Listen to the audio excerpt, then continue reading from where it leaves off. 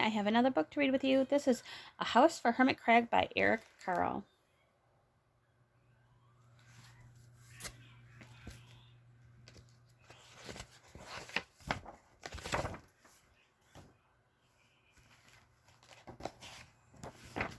Time to move, said Hermit Crab one day in January. I've grown too big for this little shell.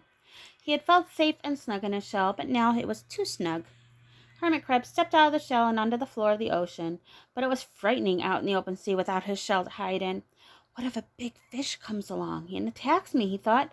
I must find a new house soon.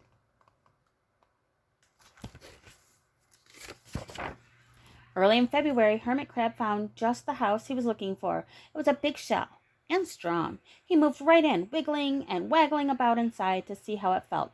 It felt just right. But it looked so plain, thought Hermit Crab.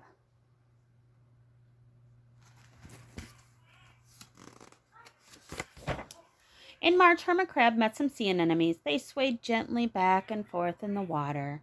How beautiful you are, said Hermit Crab. Would one of you be willing to come and live in my house?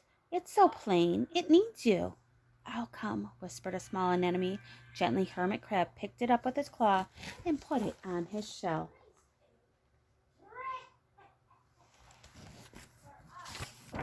In April, Hermit Crab passed a flock of starfish moving slowly along the seafloor. How handsome you are, said Hermit Crab. Would one of you be willing to decorate my house? I would, singled a little sea star. Carefully, Hermit Crab picked it up with his claw and put it on his house.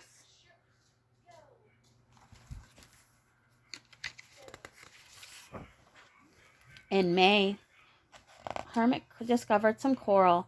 They were hard and they didn't move. How pretty you are, said Hermit Crab. Would one of you be willing to make my house more beautiful? I would, creaked a crusty coral. Gingerly, the Hermit Crab picked it up with his claw and placed it on his shell.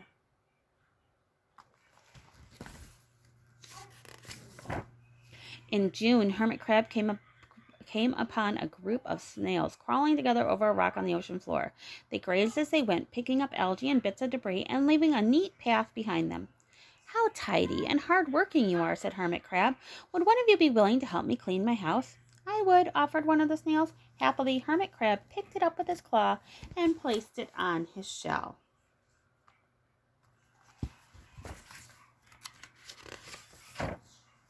In July, Hermit Crab came upon several sea urchins. They had sharp, prickly needles. How fierce you look, said Hermit Crab. Would one of you be willing to protect my house? I would, answered a spiky sea urchin. Gratefully, Hermit Crab picked it up with his claw and placed it on his shell.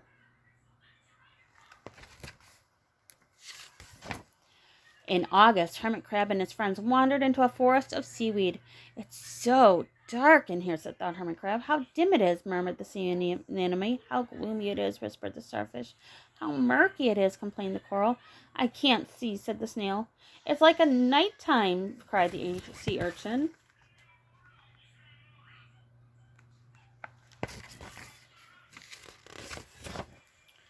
In September, Hermit Crab spotted a school of lanternfish darting through the water. How bright you are, said Hermit Crab. Would one of you be willing to light up our house? I would, replied one lanternfish, and it swam over near the shell.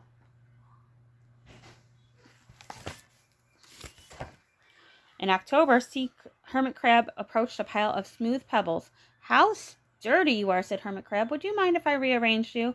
Not at all, answered the pebbles. Hermit Crab picked them up one by one with his claw and built a wall around his shell. Now my house is perfect, cheered Hermit Crab.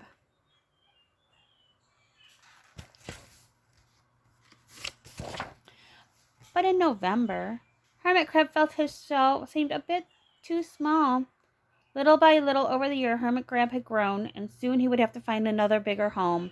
But he had come to love his friends, the sea anemone, the starfish, the coral, the sea urchin, the snail, the lanternfish, and even the smooth pebbles. They've been so good to me, thought Hermit Crab. They are like my family. How can I ever leave them?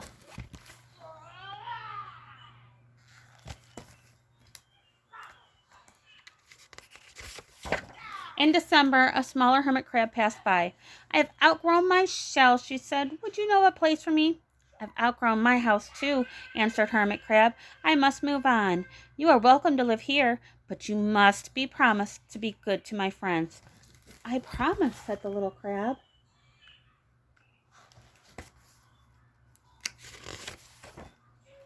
The following January, Hermit Crab stepped out of and the little crab moved in.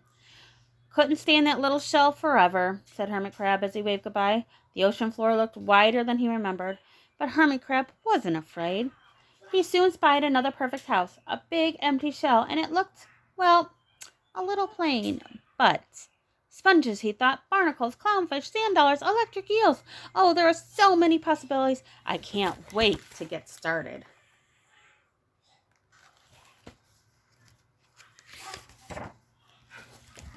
Bye.